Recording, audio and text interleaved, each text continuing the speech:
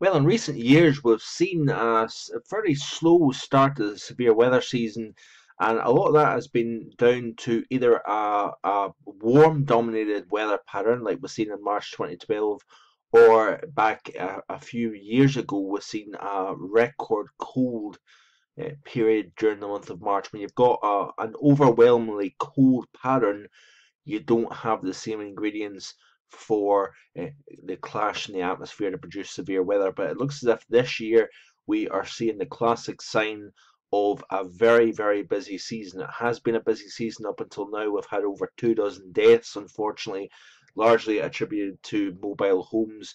But certainly, we've got a record warm Gulf of Mexico. We've got still residual cold across the north, and a distinctly summer like humid, warm air mass. On top of that, we've got, of course, a very highly active weather pattern as well. Very active Pacific jet stream crossing the country. All the ingredients coming together to produce what has been a very busy season up until now, and that looks as if that's going to continue. But thanks for clicking on to the Tuesday edition of Vogan's US Outlook.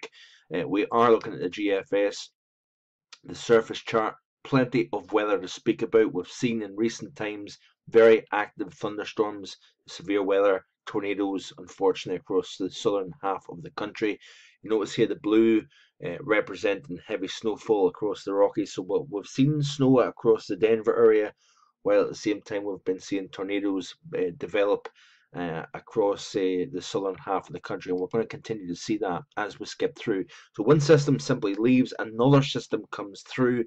We've got that here over Texas. We've got the rain, and then of course as it bumps into the cold air over the Rockies, we're seeing that precipitation change over to frozen. Then that system gets going as it starts to push east. We're going to be drawing more warm, humid air from both the Gulf and the Atlantic, uh, colliding with cooler air coming down from Canada here. So we've got plenty of residual cold, nothing too extreme, but certainly when you've got warm and cold at this time of the year, and of course you get the severe thunderstorms and the tornadoes, and we've got plenty of cyclonic curvature within these areas of low pressure. Very potent areas of low pressure, especially once they cross the Rockies. They start to plug that really warm, humid, juicy air from the Gulf, and of course that gets lifted into the energy of the system, as well as that it comes up against the colder air. Of course, when you've got the cold riding over the top of that warm undercutting air, you've got, of course, the enhanced lift, the upward motion in the atmosphere, and then of course the low pressure itself creates that spin so that these thunderstorms become a lot more potent, they become more energetic, and they turn into supercells, which of course produce the tornadoes.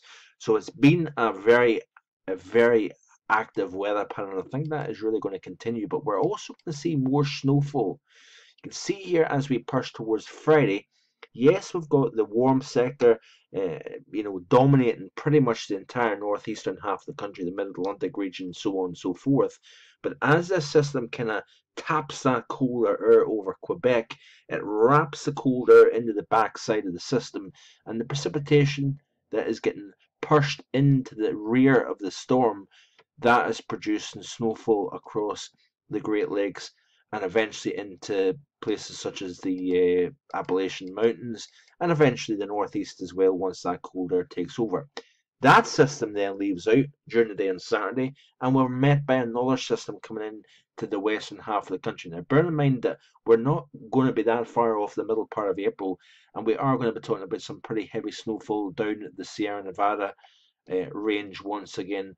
We're going to see rainfall getting all the way into Los Angeles and San Francisco. So although we are approaching the end of the rainy season, it's not done with us just yet, and we could be seeing plenty more very cool systems coming in to the western half of the country. Once they push over the Rockies, get the same idea once again. High pressure off the east coast, low pressure over the central portion of the country.